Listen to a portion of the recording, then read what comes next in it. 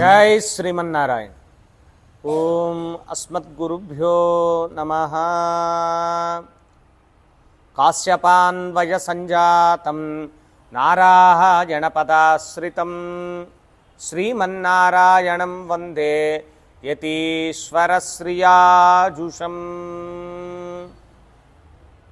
जगदाचार्युलु श्री परमहंस परिव्राजकुलु श्री श्री श्री त्रिदंडी श्रीमन्नारायण रामानुज చిన్నజీయర్ స్వామి వారి తిరువడి పాదాలకు సాష్టాంగ దండవత్ ప్రణామం సమర్పించుకుంటూ కలో వెంకటనాయక ఆ వెంకటేశ్వర స్వామి వారిని మనం ఒకసారి ప్రార్థన చేసుకుంటూ ఈ విశ్వావసునామ సంవత్సర పంచాంగ శ్రవణాన్ని మనం చెప్పుకుందాం.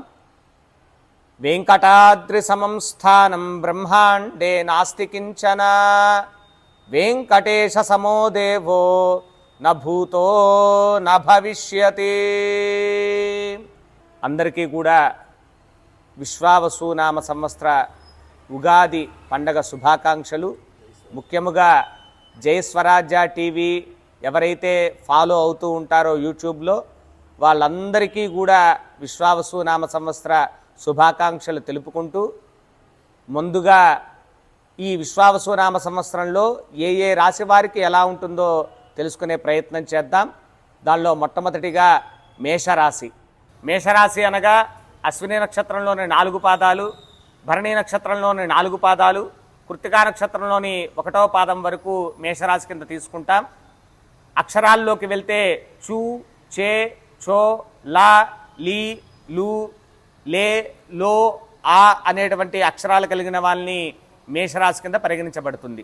ఈ మేషరాశి వాళ్ళకి ఆదాయం 2, వ్యయం 14, రాజపూజ్యం 5, అవమానం 7గా మనకి సంవత్సరం తెలుస్తోంది.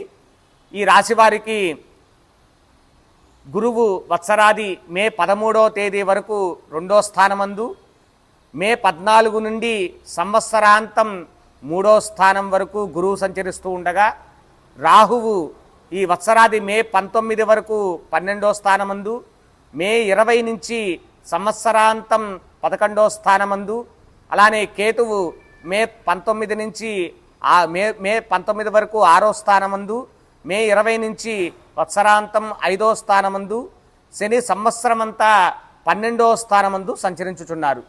దానివల్ల వీళ్ళకి కొంత ముందు ఒక 4-5 నెలల వరకు కూడా బాగుంటుంది. కోర్టు వ్యవహారాలు వాళ్ళకి చక్కని ఇది కలుగుతాయి. విద్యార్థులు చాలా మంచిగా ఉత్తీర్ణత పొందుతారు. ఆ తరువాత రాజకీయ వ్యవహారాల్లో వారి యొక్క స్థానంలో బాగుంటుంది. కానీ వస్త్రం మధ్యం నుంచి వాళ్ళకు కొంత ప్రతికూలమైనటువంటి ఫలితాలు కలుగుతాయి. ఆ ప్రతికూలమైనటువంటి ఫలితాల్లో కొంత వాళ్ళకి ఇబ్బంది కలిగేటువంటి ఆరోగ్యపరంగా కొంత ఇబ్బంది కలిగేటువంటి ఇది ఉంది. అలానే విద్యార్థులు బాగా కష్టపడాల్సినటువంటి పని కూడా ఉంటుంది.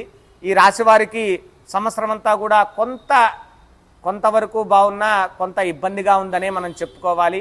ఈ రాశివారు శనికి ప్రధానంగా జపాలు చేయించుకోవడం, వారి యొక్క లగ్న కుండలిలో ఏ గ్రహాలు అశుభ స్థానంలో ఉన్నాయో వాటికి కూడా జపాలు చేయించుకోవడం, అలానే నిత్యము కూడా సుందరకాండ పారాయణము, రామరక్షా స్తోత్ర పారాయణము, అలానే వీలైతే సుదర్శన యాగాది కార్యక్రమాలు చేయించుకొని కొంత ఆధ్యాత్మికంగా ఉండడం చేత వాళ్ళకి శుభ ఫలితాలు కలిగేటువంటి అవకాశం ఉంది. ఇది సంక్షిప్తంగా మేషరాశి వారి యొక్క ఫలితం.